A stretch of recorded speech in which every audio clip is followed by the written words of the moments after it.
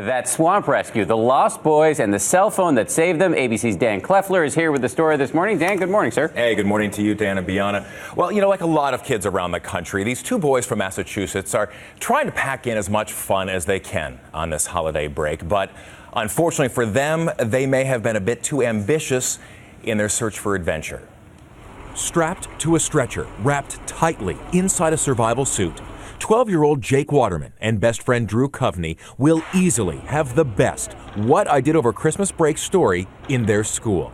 It started harmlessly enough, an afternoon hike around the property behind Drew's house. I kind of dragged them into it. We decided to go and see if we could find the end. We went really deep out in the swamp, and there's a lot of water out there. As they meandered, the temperature started to drop. The sun began to set, and the boys suddenly realized they had no idea where they were. Their only hope? Jake's cell phone. Called my brother. He thought I was kidding around. He thought I was just dumb because I couldn't find my way home. Far from the warm glow of their homes, the boys fell into the water, their frozen shoes too painful to keep on. Our feet were freezing, and every time we stood on them, it hurt really bad. And Guy had 2 shirts on, so I had to take off one, and I wrapped it around Jake's feet.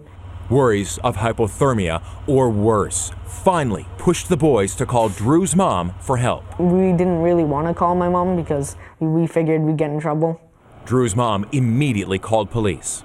We activated the sirens of our cruisers to see if they could hear it. They said they did hear that siren, but we knew they were a distance off. The boys used their cell phone to play a high-stakes game of hot and cold with state police hovering in a helicopter. he'd play this game where he shined his light down. Every time he got closer to us, we'd say hotter.